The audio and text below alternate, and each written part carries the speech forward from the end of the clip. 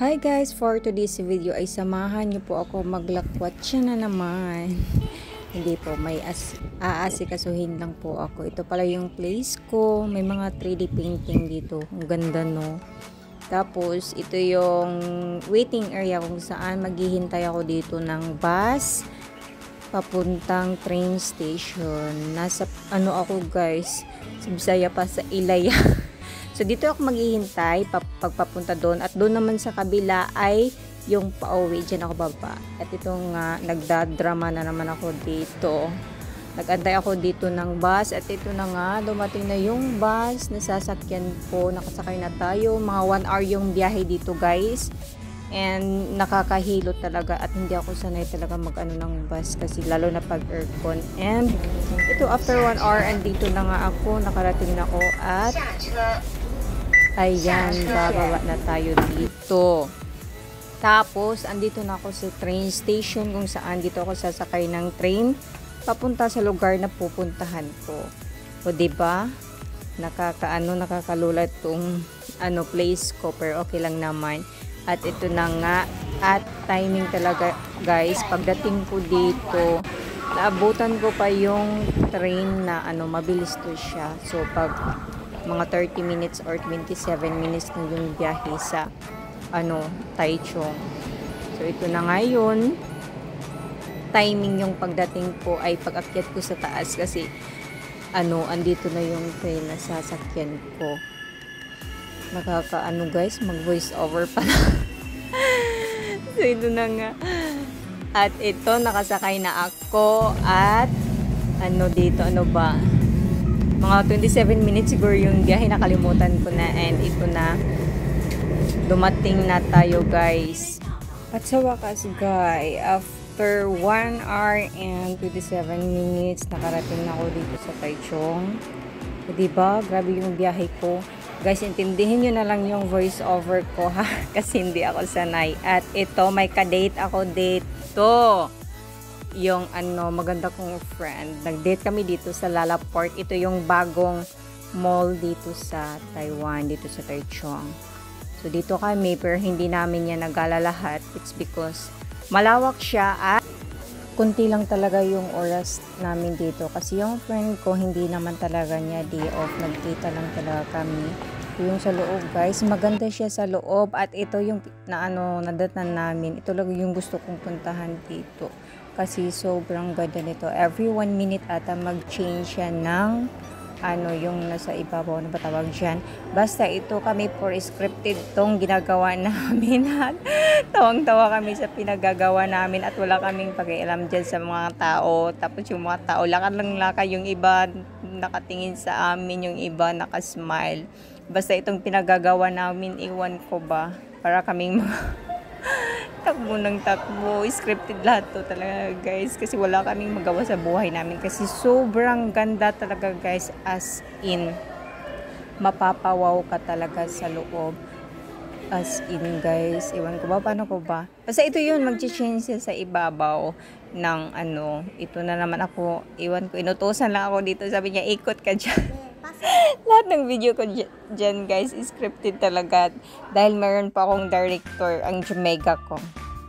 At dito nga kami, naghahanap kami ng food court, guys. Kasi kakain nga kami. Pero ang sister, hindi pa rin natuloy. Kasi tinawagan niya ang friend ko ng amo niya na pauwiin niya. Kasi may work pa siya. So, ayun.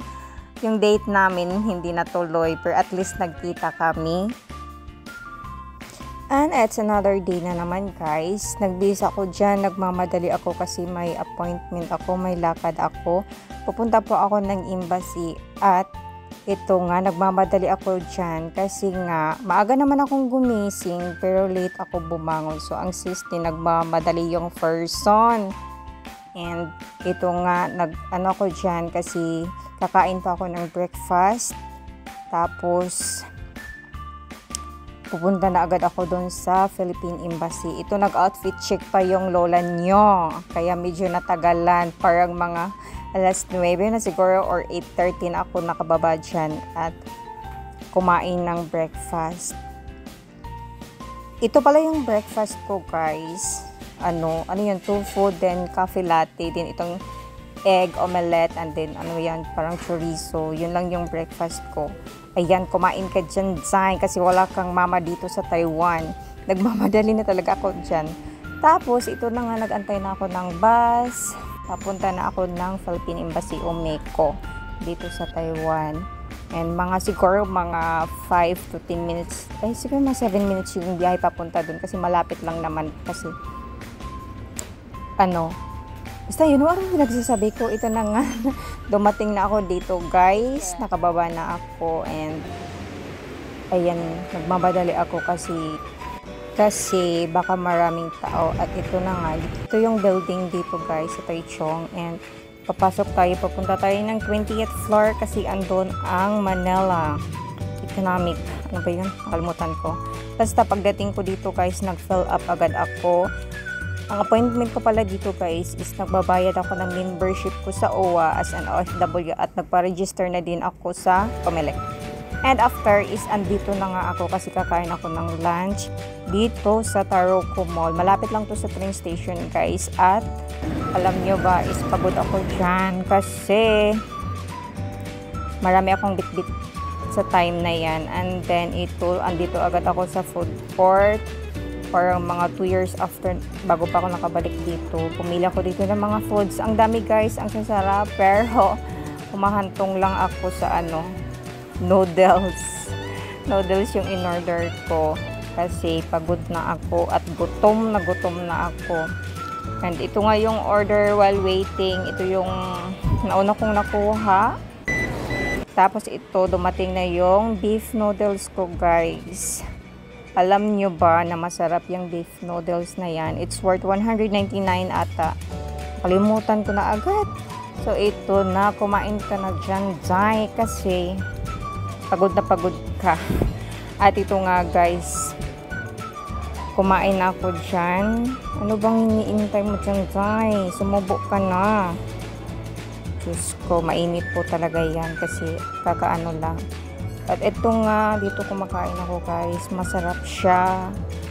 And then may cake ako dito sa inyo. Alam niyo ba, antok na ako dyan. Yung parang yung spirit ko, hinihila na talaga kasi marami akong bit-bit sa time na yan. And then hinahanap ko yung locker doon sa station. And matagal ko siyang nakita kung saan.